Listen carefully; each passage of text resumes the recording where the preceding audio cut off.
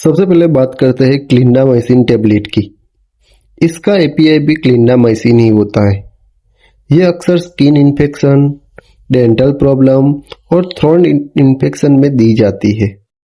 Normally adult में 300 mg दिन में 2 या 3 बार दी जाती है।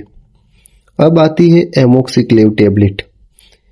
इसका एपीआई होता है एमोक्सिसिलिन प्लस क्लोविनिक एसिड। ये गले, चेस्ट, डेंटल और यूरिन इन्फेक्शन में काफी कॉमन है। जनरल एडल्ट डोज होती है 625 mg दिन में 2 से 3 बार।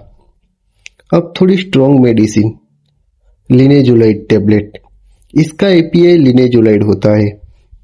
ये उन इन्फेक्शन में दी जाती है जहां नॉर्मल एंटीबायोटिक का असर कम होता है। इसका यूजुअली एडल्ट डोज होती है 600 mg दिन में 2 बार। उसके बाद है सिफोरोक्सिम टेबलेट। इसका एपीआई है सिफोरोक्सिम एक्सीटेट। ये sinus, ear infection, chest infection और यूटीआई में यूज होती है। डोज यूजुअली 250 से 500 mg दिन में 2 बार होती है।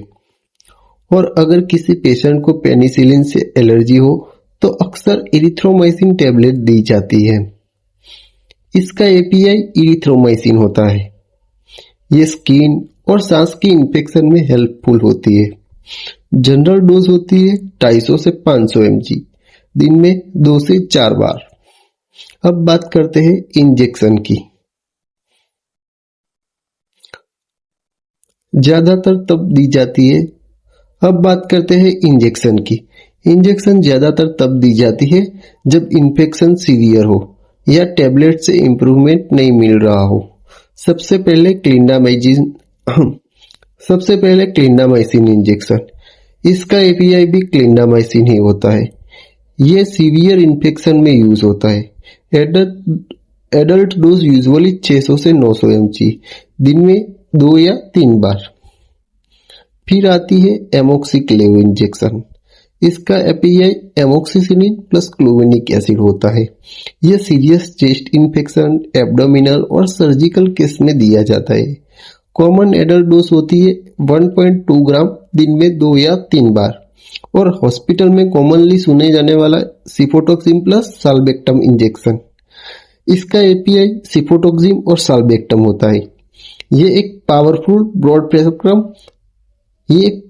ब्रॉड स्पेक्ट्रम एंटीबायोटिक है जो सीवियर बैक्टीरियल इन्फेक्शन में यूज होता है। एडल्ट डोज यूजुअली 1.5 ग्राम दिन में 2 से 3 बार होती है।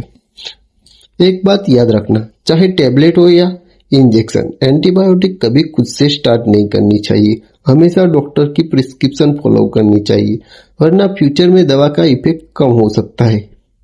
उम्मीद है अब टेबलेट और इंजेक्शन का कंफ्यूजन थोड़ा क्लियर हुआ होगा। अगर ये इन्फॉर्मेशन यूजफुल लगी तो इसे शेयर करें और अवेयरनेस फैलाएं।